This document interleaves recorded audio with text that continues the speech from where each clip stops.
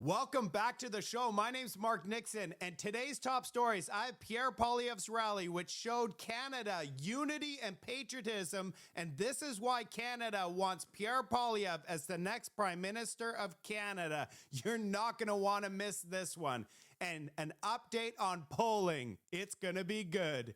And Pierre Poilievre's response to the tariffs, as well as Mark Carney's, and the stark differences between the two. Jagmeet Singh's campaign is collapsing, and Elbows Up crowd is cheering the removal of the carbon tax. Update. I'm going to make a separate video on if the Liberals win, is Alberta out? Let's get into this update. Let's go.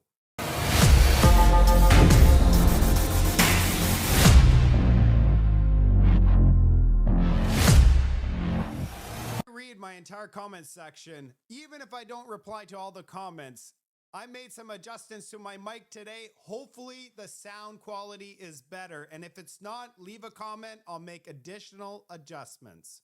Let's get into it. Pierre Poilievre's post on his Twitter X account, 4,200 patriotic Canadians rallied in Kingston tonight for change. And I want to let everybody know that this is a Liberal stronghold. They've actually held this riding for 30 years, since 1995. So to have that many people show up for this rally, it probably blew the mind out of Mark Garrickson, which is currently the MP. Here's a couple photos from the event. Look at all of those people. And Mark Carney's having trouble filling up pubs. This is what real change looks like. I think the polls are out to lunch, and I'm going to touch on this. What we're seeing on the ground is people that are looking forward to change in Canada. It is wonderful to see. There's a stark difference between the Mark Carney elbows up crowd and the Pierre Poilievre rallies. It is night and day. Check out Canadian unity and patriotism that was shown at the Pierre Poilievre rally last night. Absolutely beautiful to see.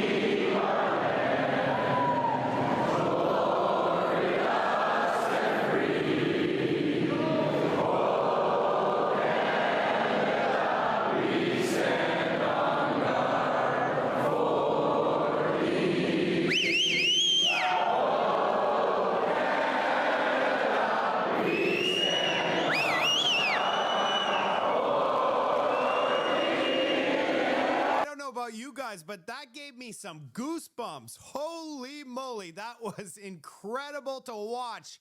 I absolutely love seeing this type of thing.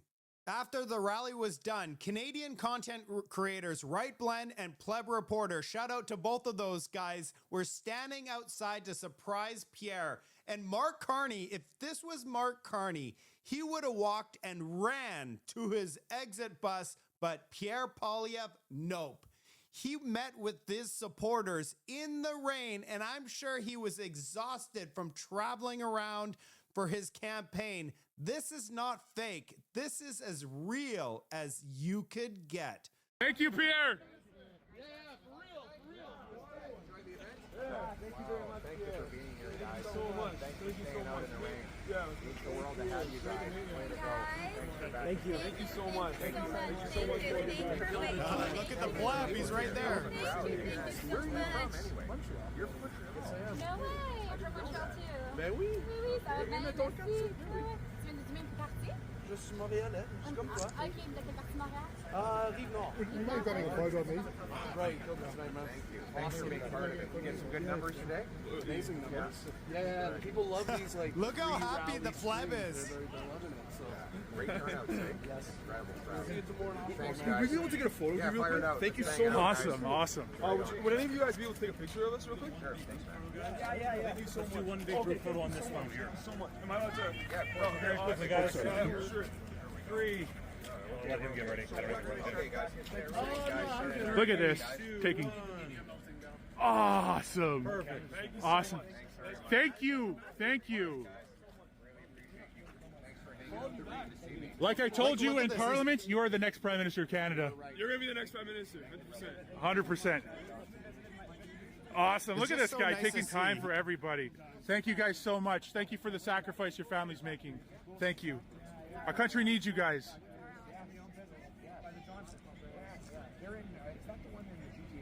But check this out. So Pierre's done his time, and you know he didn't have to do this. He could have just ran onto his bus. But check out what happens next. Thank you. Far and wide. Canada first. Thank you so much. Take care.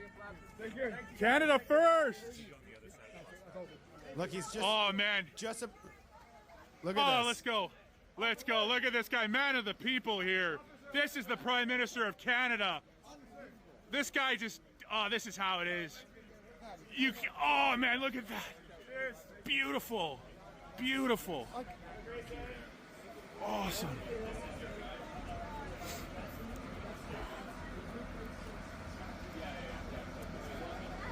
You can't write this stuff. That's incredible, John. Like, yes, and he stopped. He shook hands with all of us. He took time to speak to us. He had a lovely conversation with Pleb, and he was literally on the bus. Literally on the bus, and he's gone back to shake hands. And this is real, right? This is real. This is real. This Don't believe the polls. Believe this. It's real Believe emotion. this. It's real people. This is real. Thank you so much. This is real. Thank you. Real emotion. Real people. Thank you. Canada first. Thank you. Canada first for a change. Let's go. Yeah, you can't make any of this stuff up. This is what real leadership looks like. You can't teach this in a classroom. It has to come from the heart. And that is exactly what Pierre Poilievre did. He's showing everybody in Canada he's the real deal. This is Canada's future Prime Minister. And our next story, are the polling numbers in Canada fake? I want to introduce you to Alex Zoltan. He is a Canadian reporter for True North, and he's doing some amazing work. If you don't follow him on his Twitter account. He is fantastic, and he has done a wonderful report. And here's his report. The polling numbers are definitely fake. Canadians, or at least Vancouverites, don't know who Mark Carney is. I can't wait to show you this one. Randy, what's your name? My name is Alex. Alex, nice to meet you. Nice to meet you, Randy. Okay. I'm just curious, we're doing a poll today. Do you know who the Prime Minister of Canada is? Justin Trudeau. No. Oh, you gonna tell me I'm wrong? No, you are wrong, Randy. I'm sorry. Am I not in the right country? You telling me I'm wrong? Do you know who the Prime Minister of Canada is? Not anymore. I knew it was Trudeau last time.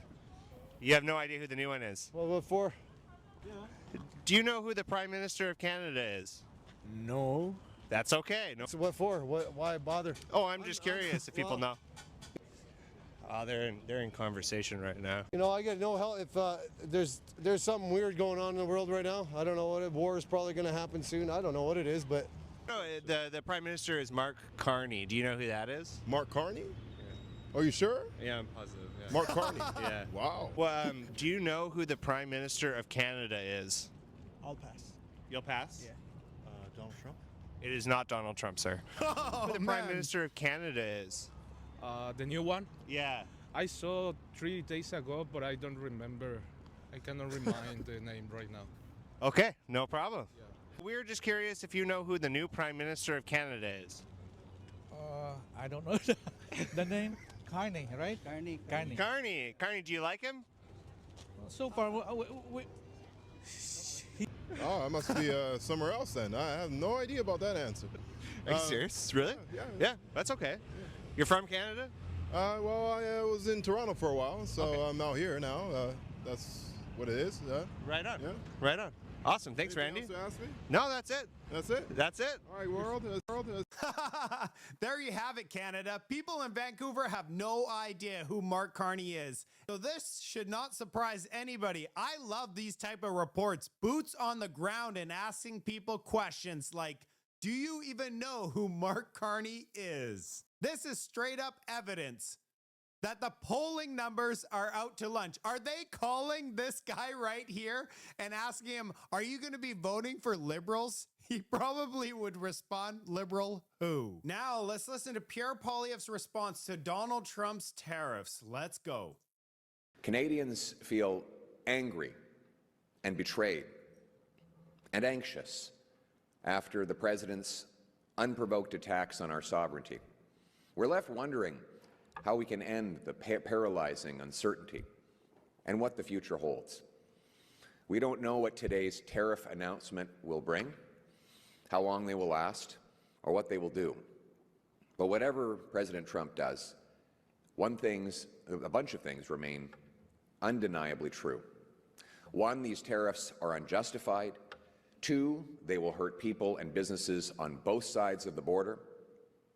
And three, Canada will obviously never be the 51st state.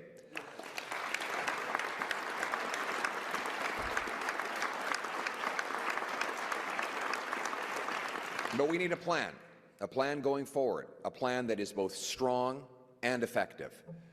And I want to break that down into three parts. Obviously, one, we need an immediate response.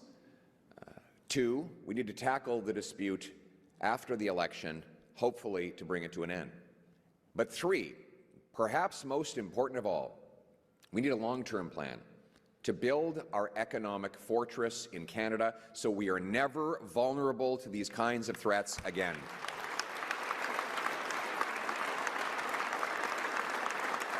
It's true. We're vulnerable. Tout d'abord, the Conservative government, if elected at the end of this month, will launch a Keeping Canadians Working Fund, a targeted temporary loan program for businesses that are directly hit, helping them keep workers on the job. Very similar to the type of program that John Baird initiated when we were in the Harper government during the great global recession, binding people to their jobs, keeping their paychecks going. While we can get through this trade dispute, will help keep the horizon bright and keep our economy stable. But where do we go from there? The second part of the plan is we have to try to end this trade dispute. There's no guarantee, but we have to try. Dès le premier jour de mon mandat comme Premier ministre, je vais proposer au now. I will propose to the President to accelerate renegotiations of CUSMA, bringing in a new deal on trade and security. CUSMA must be renegotiated anyway, next year. Why wait? Why not get it done now? Why not end the uncertainty that is paralyzing both sides of the border and that is also costing us jobs today? We should set a firm date to finalize a new deal. And I will propose that both countries pause tariffs while we hammer out that deal. Keeping destructive tariffs in place kills jobs on both sides of the border and so serves no purpose at all. It does not make sense to go on killing jobs, disrupting markets, and weakening both our economies with on-again, off-again tariffs for months on end as Canadian businesses and workers live in paralyzed terror.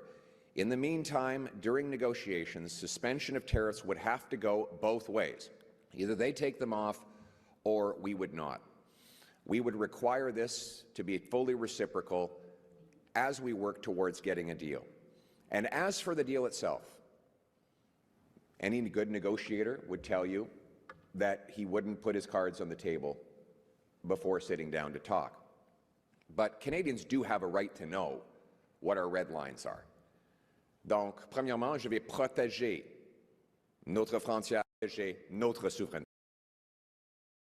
On doit le faire parce que c'est nécessaire. Also, we will protect our sovereignty, our laws, our currency, our dollar, our land, our waters, our sky, our culture, our official languages, and our resources and Indigenous rights will not be under the control of any other country. This is non-negotiable. We will protect Canada's sovereignty in any negotiations.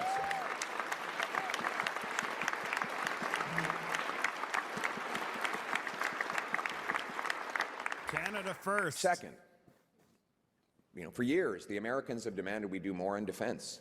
But the truth is, Canadians have been demanding exactly the same thing. And so I will commit that any extra revenue generated from expanded trade with the United States will go right into our armed forces. We will hit our 2%. We will take back control of our Arctic waters from the Chinese and the Russians. We will rebuild our military and will become a truly sovereign nation with a strong armed forces that can protect us. Wow, that's pretty good. So any surplus, we're going to put it towards our military. That might be interesting for the United States. We will not do this to please President Trump. We will do it because it is right for Canada, especially in light of America's growing ambivalence towards NATO. It is important for Canada to step up and show its strength. Canada will carry its own weight. We will secure the North. We will put more boots on the ground, submarines and ships in the sea, and planes in the air. Americans will be able to sleep sound at night, knowing that we fully defend our North. It will also allow us to improve NORAD, to deter, detect, and destroy incoming threats to our shared security. Third, while we will agree to work with the Americans to secure our border on fentanyl and illegal migration, I'll also demand that they do their part to stop sending illegal guns across our border that kill our people. Finally. I mean, that's where all the gun crime's coming from. Now, how do we ensure that President Trump keeps his side of the bargain? How can we trust that he'll honor any new agreement when, let's be honest, he violated the last one, the one he negotiated? Well, that's the situation we're now in. We must make sure that the next deal has commitments that we make on defense, border cooperation, and market access that we can withdraw if and when he decides to break the deal and tariff us again. We will hold up our end of the bargain only as long as he holds up his. That is how we create the leverage to protect against a president suddenly changing his mind and breaking his word. But we can't control what the president does. My father isn't a particularly religious man, but he did teach me the Serenity Prayer. God help me to accept the things I cannot change, change the things I can, and have the wisdom to know the difference. And we know that we can't control the decisions the president makes, but we know we can control the decisions we make about our own destiny here at home. The president will have a fork in the road. Either he'll continue to hold the threat of tariffs over our heads for the next 3.5 years, or we'll secure a deal that provides permanent relief to our economies, now paralyzed by uncertainty. We don't know which way he'll go, so Canada must be prepared either way. A renewed trade deal with the Americans would be ideal, but it's not the entire solution to our economy. A credible plan to deal with Trump must prepare Canada for growth with or without reliable trade with the Americans. Unfortunately, after the lost Liberal decade, we are in an unprecedented position of weakness. Our economy is stagnant. Our workers are poorer. Our industry has been left exposed to President Trump's threats. And let's be clear about this. We have had the single worst growth of any country in the G7 over the last Liberal decade. The worst part of that growth happened while Mark Carney was Justin Trudeau's economic advisor.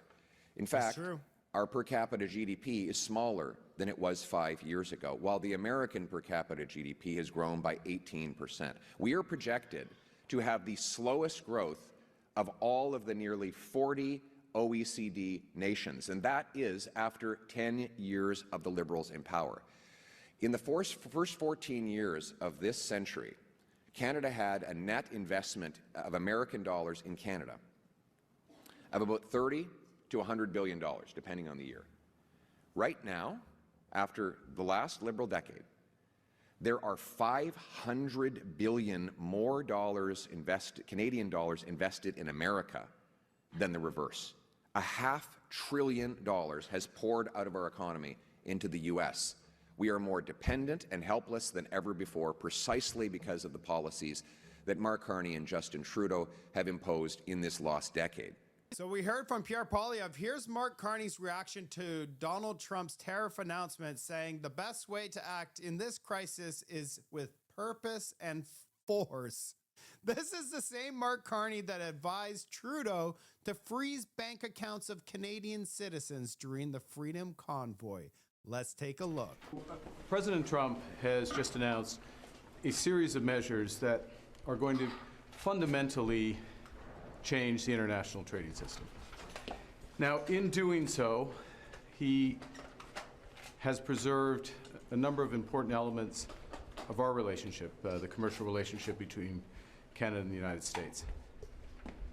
But the fentanyl tariffs still remain in place, as do the tariffs for steel and aluminum.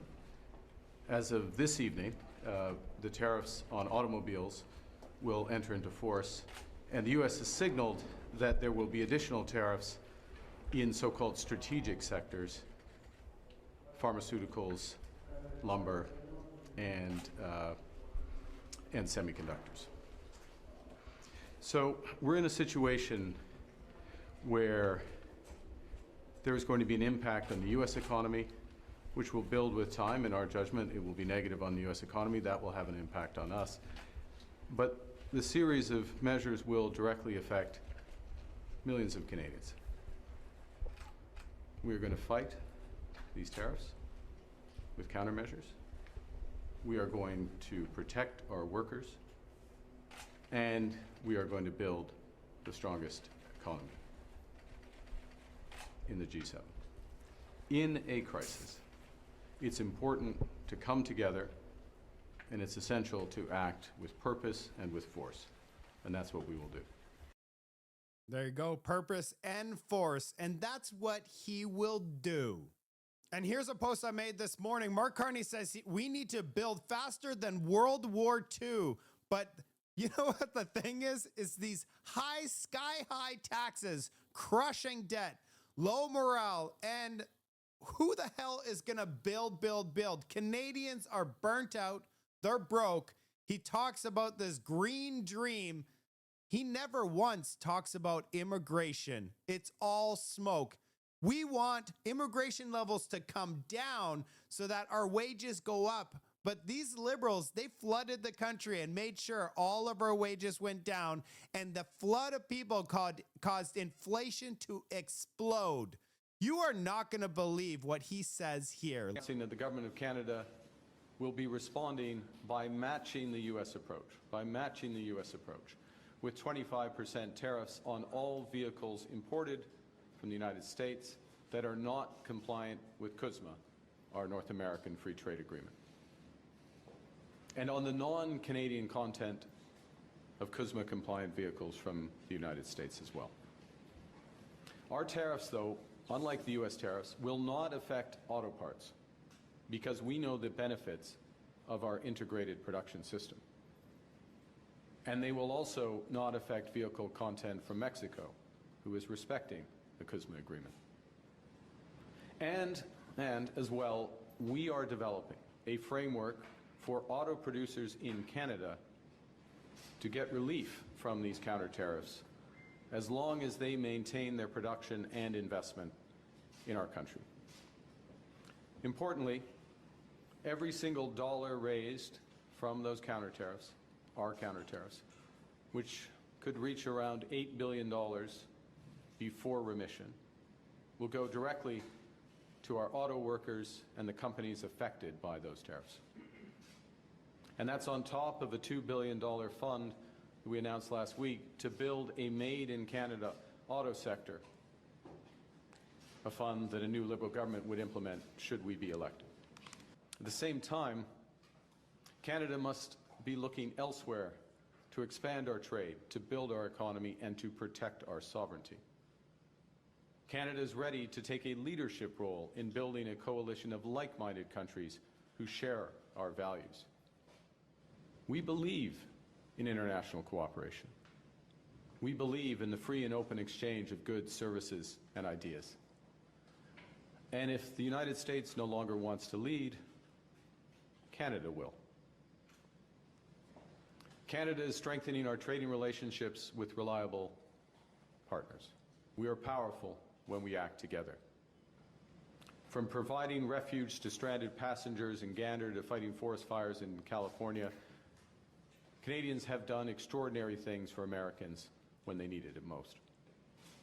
Now, more than ever, we need to do extraordinary things for ourselves. We will need to do things previously thought impossible at speeds we haven't seen in generations. Breaking down internal trade barriers so that we can have one Canadian economy, not 13.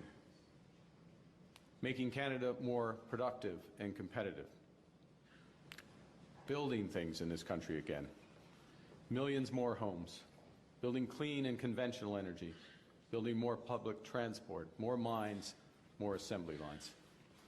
Building new trade corridors with reliable partners. Building a Canada that works for everyone. But these globalists don't look at it that way. It's not about reducing emissions around the world. It's about net zero in Canada. And check this out. Reuters reports that the People's Republic of China formed a trading deal with Japan, Korea, in order to respond to Donald Trump tariffs. That makes that part of the world stronger. And Canada is sitting here. We should be negotiating a strong deal with Donald Trump and the U.S. because we are the #1 customer of the U.S. We need to form a strong, reliable relationship. And it looks like Pierre Poilievre is the only leader that's going to be making a deal with the U.S., where Mark Carney wants to make a deal with the entire planet and not the U.S. The U.S. is officially over for Mark Carney. It is terrifying to think about. And next up, Jagmeet Singh. I told everybody Jagmeet Singh's campaign is officially collapsing. This is hilarious. Jagmeet Singh, it was revealed that Jagmeet Singh goes tits up featuring OnlyFans P model in anti-Israel rant with Jagmeet Singh. You can't make any of this stuff up. And surprise, surprise, the entire thing blew up. So he had to actually take down the photo of him with this star from his social media account. The NDP leader, Jagmeet Singh, is connected with content creator Jessica Wintz. A little bit of digging found that Jessica is an OnlyFans account. There's nothing wrong with Jessica or her OnlyFans account. The problem is Jagmeet Singh is currently in a campaign to win seats in the House of Commons. So this is not a good look, and he should have done a little bit more homework.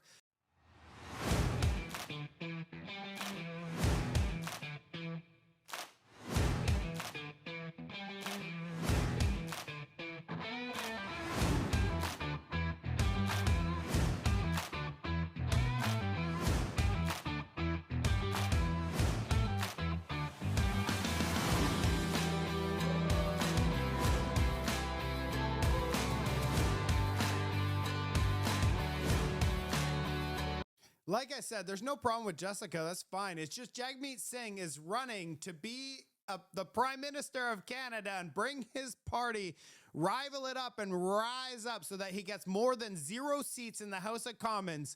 So he has to really do some research before he teams up with a content creator and find out what kind of content she's creating.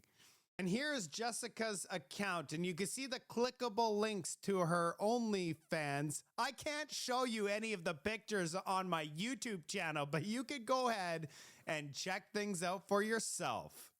But here is her IG account, which is PG, so you could get kind of a sense of where this is going.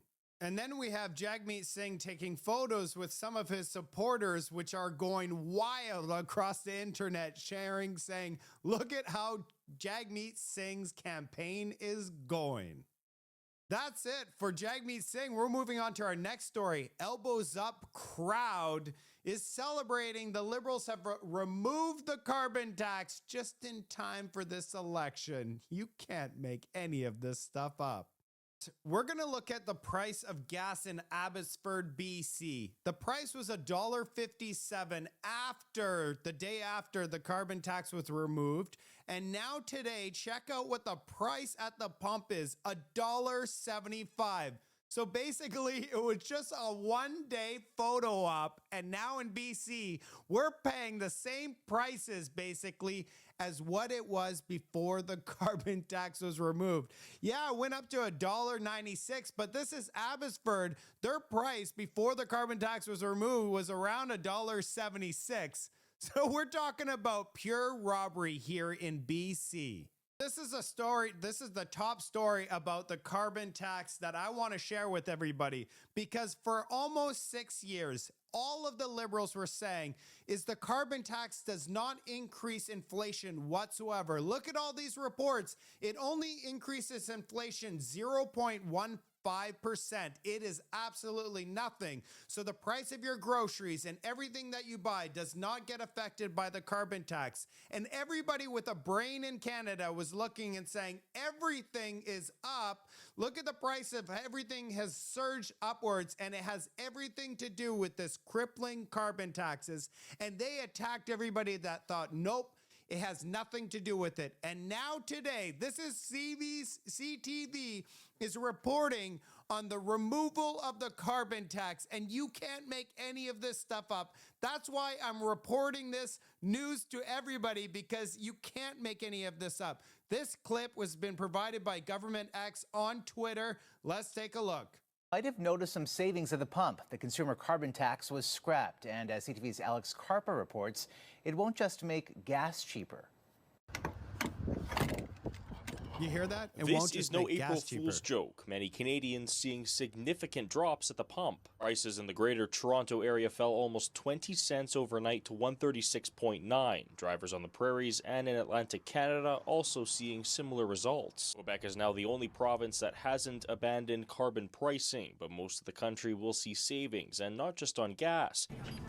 Groceries could see a drop too. For example, grocer Munther Zeed says he estimates he'll be able to reduce prices in the range of 10 to 50 cents per item because all of his goods are transported by vehicle. Experts say there also could be savings elsewhere, including natural gas, propane, and other items too. Clothing and apparel, or other types of transportation, or even things like alcohol sales, that kind of.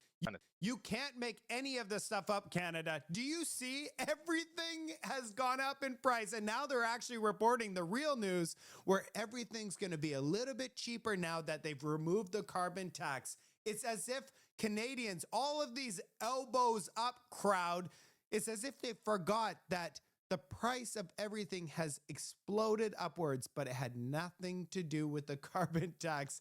Are they awake now? Are they looking at the news going, hey, why was it that you said there was no inflation and now all of the prices are coming down across Canada?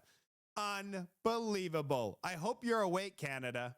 Here is the last news item of today's report. If you want me to cover something specifically because I want to hear from you, or you want my reports to be shorter or longer, I'd love to hear from you in the comments section. Please like, share, subscribe to the channel. But let's get into the last item. Premier Susan Holtz says New Brunswick is selling all 10 Tesla cars. What? I thought the planet was burning up and they want to save the planet. It was never about climate change, folks. It has nothing to do with climate change. It has everything to do with extracting as much money from your pocket as humanly possible. Because, and guess what? Selling these 10 Tesla vehicles, do you honestly believe that now Elon Musk, worth hundreds of billions of dollars, is shaking in his pants about the sale of 10 Tesla vehicles? Let's take a look at this report. How many Teslas does the government here in New Brunswick have? And if you are planning on changing those, if what the situation is with those vehicles? How many Teslas does the government here in New Brunswick have? And if you are planning on changing those, if what the situation is with those vehicles? I think the province has about 10, I'll have to check the exact number, 10 Teslas currently.